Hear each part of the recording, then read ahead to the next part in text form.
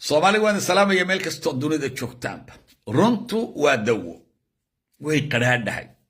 dawada kasta ood qaadataa waa qaraadh laakiin waa lagu dawoobaa marka waxaan sheegaynaa waa runtii dad bay qaraadh ku tahay oona liqi karayn oo moodaya inaad aflagaadaynayso ambaad caayayso markaa runtii u sheegto oo qoranayo waxbaad caayaysaa cayduna af nin weyn maaha qof weyni inuu wax caayo waa ceeb laakiin qofkii beenta runtii ay dhibayso marka loo sheego isaguna been ku nool ee runtii markaad u sheegtona runtii ay dhibayso wuxuu qoranayaa waad cayday waa very simple soo qaadanaya waadna cayday caybaad iyuu u qaadanaya argument buu ka dhiganayaa inaad cayday laakiin maaha waa runtii maamulka Hargeysa wuxuu ka tirsan yahay dowladda Soomaaliya maamulka Hargeysa wuxuu ka tirsan yahay dowladdii federaalka Soomaaliya Soomaalina waxa uu taqaanaa qabiil kamid ah qabiilada Soomaaliyeed oo isagu keligii yiri dowlad baan ahay ee Soomaali u taqaana inta la joogta iyo inta kaleba sidaas ay u garanayeen qabiil keligii yiri dowlad baan ahay waxaasina wax shaqeynaya maaha naftoodiina iyana run sheegayno waa been marka waxaan dhageystay rag odayaal oo waaweyn oo hadeeda ah oo moodayeen inay wax u kordheen ayaan ka dhageystay oo la wareysanayo waxay leeyihiin laas caano annaga naga tirsana iyo naga tirsantahay horta caydu aabaha was iyo hooyada was uun maaha hadalkaas oo kala cay rag waaweyn 67 jir 80 jir markan tuu soo fadhiistay dhada laas caano amba khaatuma naga tirsana naga waa ceeb waa devaluation Soomaalidu way og tahay khaatumo state sida ku noqotay dawladda awood bay ku noqotay xoog bay ku noqotay diig bay siisteen inay dawlad noqdaan meel istaagaan wax noqdaan calankooda taagtaan maamulkooda samaystaan oo isku filaadaan oo dhulkooda qurxiyaan xoog bay ku samaysay qoladii ku soo duushana 2 saacadood bay dhulkooda kaga saartay ciidankoodiina halkan khaatuma ay ku hayaan wali wax ku siiyaan anigu waan arkayba marka hadduu u yimaado prime ministerka Soomaaliya waa dhulkiisi siyaasad ahaan oo iman kara booqasho ahaan oo iman kara dowlad Soomaali ka tirsan federaalkana way khaatuma hadduu yimaado iyo hadaanu imanba khaatuma waa dowlad Soomaaliyeed oo meel istaagto wax noqotay oo Soomaali wax la qaybsatay way marka waxaan ka xumahay qolooyinkan SNM intay warqada soo qoraan oranaya waxaan ku baajinay oo u diidnay prime ministerkii Soomaaliya inuu khaatuma tago maxay macna u sameynaysaa beenta inta loo warka sameynaya laakiin beenta dayaga waxba yeelayso 4 sanadood bay beenta ku nool yihiin oo dadkooda u sheegan oo carruurtooda u sheegan oo familkooda u sheegan oo ehelkooda u sheegan oo kii hadlayaaba sheegaya laakiin prime ministerkii Soomaaliya diiday inuu tago khaatumo oo shir baan la galay waxyaalaha ay soo qorayaan gabadhiya baan arkaya iyo kuwa kale iyo oo la anaga u diidnay halkan Facebook intay soo dhigaan aniga u diiday prime ministerkii Soomaaliya inuu khaatumo tago oo lagu hambalyeeynayo waxa sameeyay meel ka dhaxayn waa fadeexad caywi inaad prime ministerkii Soomaaliya been ka sheegtaan idinku xataa sharciga waad ka boodeen sharciyadii baad ka boodeen prime ministerkiina ama dawladdiini ayaad been ka sheegaysaa laakiin dawladda Soomaaliya mid baan u sheegaynaa iyada khaatumo idinka u baahan dawladda Soomaaliya u baahan midnimada Soomaaliyeed baa u baahan qarannimada Soomaaliyeed baa u baahan jiritaanka Soomaaliyeed baa u baahan khaatumo dawladda Soomaaliyeed uma baahna laakiin dawladnimada Soomaaliyeed baa khaatumo u baahan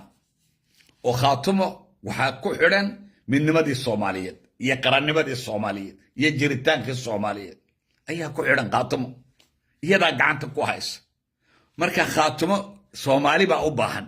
laakiin khaatumo dawlad Soomaaliyeed u baahan xoog meel isku taagtay meel bay xoog isku taagtay oo waxa noqotay oo caalan taagatay oo madaxweyne samaysatay oo maamul ay samaysatay iyo kala dambeyn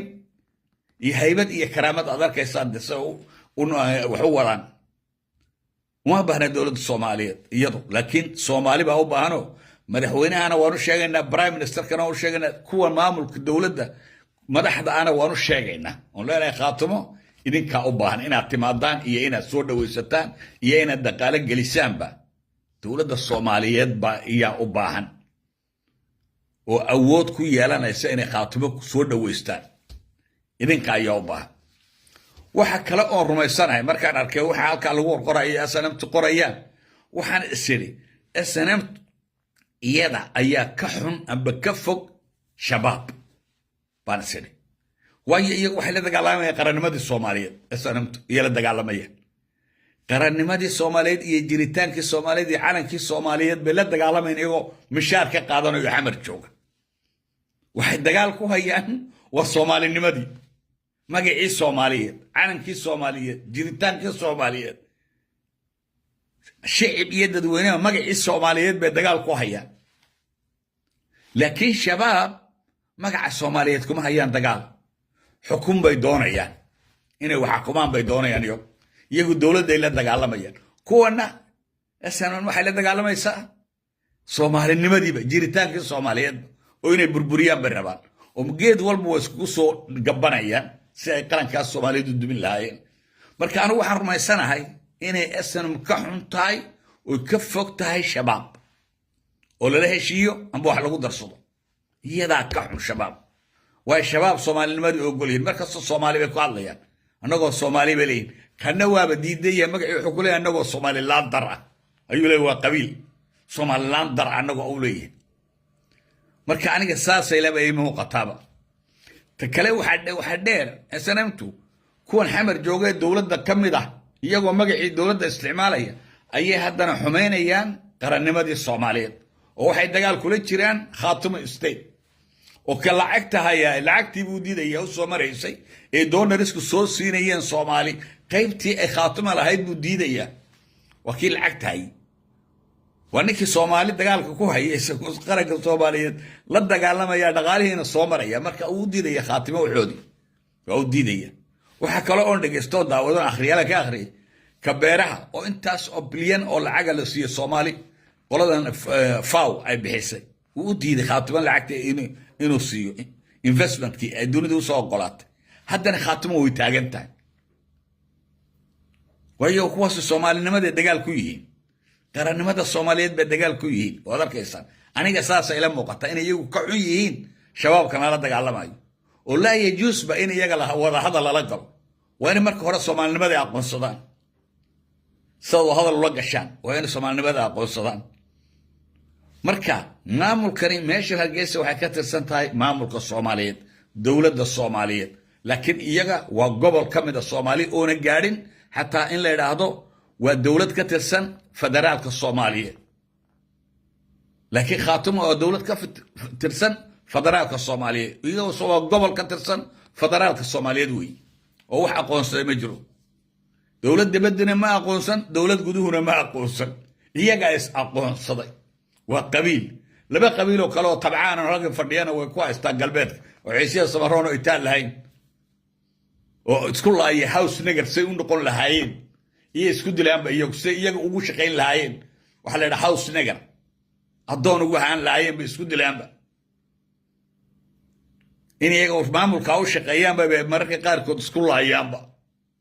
oo dadka iyagu dhintay meeyitiinta intaana anagu aan ka hadlaynay Soomaali marxaati naga tahay Ilaahay marxaati naga yahay oo leena war dawlad samaysto system samaysto meesha dawladii kama jirtay waa qabiil oo Soomaali oo dhanba wada ogeen qabiil yihiin idinkuna idinku qabiil isku biira laba reer isku biira oo laba gobol iyo ka badan baleeyay maamul samaysta oo ka hoos baxa gooni u goosatadan oo yaan leedinku calaamadeen oo loodan xagaas ka tirsanaayeen taasan ka hadlaynaa anagu diyaarunaa hawsha ku jirnaa iyaguna wada halka wax isku haystaan house nigger inay wax noqdaan mid walba inuu u shaqeeyo reerkan kursi uu ka helo oo kuwa kale ku xakumo wa house nigger inuu ahaado adoon ay yihiin haddana house nigger kuwa kale u xakuma inay house nigger noqdaan ba isku haystaan wax kale isku haystaan waa adoonnimo wax isku haystaan wax kale ma marka kuwaasina iyaga ay ku hoos nool yihiin oo ku baabeen oo adoon ku yihiin marka waa maamul waa qabiil Soomaaliyeed oo ka tirsan intaas oo kun oo qabiil oo Soomaaliya oo doonaya inay iyagu keligood dowlad noqdaan wax dhacayana maaha wax ka dhacaya dunidana maaha khaatumana waa dowladdaad arkaysaan ay istaagtay meel wax noqotay prime ministerkuna khaatumu buu ku matalaaba kursiga u malayn maayo markaa kuwaan wax soo qoraya waan u diidnay prime ministerkii inuu tago laas caanood annagaa u diidnay ee gabadhu ka mid tahay gabadhii baalkii muxuu ahaa hebel frimbi gabadhii uu sheegay qoloyn kala meeshan waxay ku yihiin waa qaxooti bay ku yihiin u lahaa waxaa sameeyaan dowladday ceeb ku tahay ceeb bay ku tahay in meel muhiima loo dhiibo dowladdu xataa kuwa wasiirada in meel loo dhiibo muhiima dambi bay ku tahay dowladda waayo iyagu qarannimadii bay ka soo horjeedaan soomaalinimadii bay ka soo horjeedaan iyagu sida shabaab oo kale ma iyagu soomaalinimadii bay diidan yihiinba waa distractive in soomaali isku tigto ay wax noqoto ay meel istaagto taasay iyagu kaba soo horjeedaanba saas aniga ila muuqataa mooye in dadka kale see ula muuqata garan maayo anigu waxaan leeyahay iyaga waxaa ka fog shabaab oo lala heshiiyo oo wadahadal lala galo in iyaga wadahadal lala galo waayo laa yajuus nin aan soomaalinimo ogolayn basirada wadahadal ula gali ciisiya samaroon wadahadal lala gala oo xaggan la yacadda ka soo gala oo maamul u sameeya oo ciidamo keena kuwaasaa ka dhow iyaga soomaali aad baan idin salaamayaa meel kasta oo dunida joogtaanba